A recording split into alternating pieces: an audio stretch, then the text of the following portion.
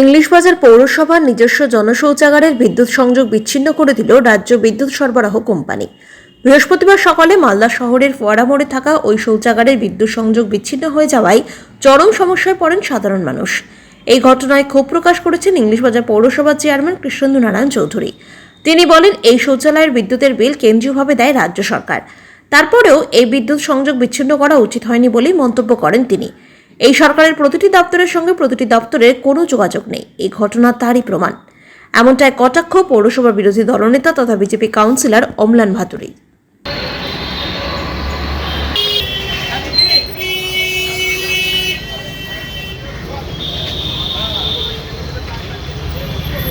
দেখুন, আমাদের যত ওডিএফ আছে এটা government of India, government West বেঙ্গলের জয়েন্ট ভেঞ্চারে হয়। এই ওডিএফ এর কাজ হচ্ছে মানুষের যখন নেচার কল হয় তখন তারা ওখানে যায়। এটা আমরা শুধু ওখানে লোক রেখেছি মেনটেন্যান্সটা নেওয়ার জন্য। তো আজকে হঠাৎ করে আমাদের কাছে খবর এলো এখানে একটা পোস্ট অফিস মোড়ে প্রতিদিনই প্রচুর লোক যায়, তো লাইনটা কেটে দিয়েছিল। তো আমি বললাম যে আপনি লাইনটা কাটলেন কেন? ওটা আমাদের রডওয়েলি সেক্টরকে আর WBCL। তো উনি বললেন যে না, ওটা ডিফল্ট অপশন চাই। বললাম আপনি আমাকে নোটিস করেছেন, নোটিস করবেন। তারপর আর একটা কথা জেনে রাখুন, আমরা এগুলো পেমেন্ট সেন্ট্রালি করে দিই, কলকাতা থেকে পেমেন্ট হয়ে যায়। তখন বললেন না, আমার ভুল হয়ে গেছে, আমি লাগিয়ে দিচ্ছি। এবং পরে লাগিয়ে উনি বললেন যে স্যার আমি লাগিয়ে দিচ্ছি। দেখেন, হায়ার র্যাঙ্কের অফিসার লোয়ার র্যাঙ্কের অফিসারের মধ্যে ফারাক আছে।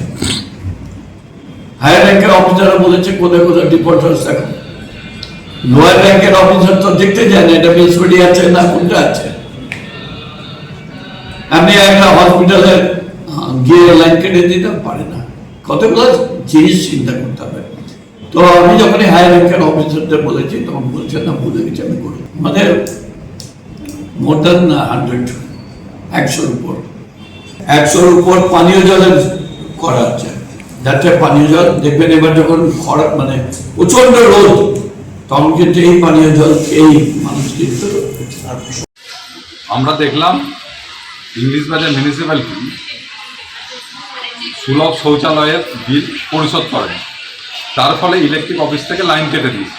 এটা খুব লজ্জাজনক ব্যাপার, কারণ নর্থ বেঙ্গলের মধ্যে ইংলিশ বাজার মিউনিসিপ্যালিটি একটা গুরুত্বপূর্ণ ভূমিকা রাখে।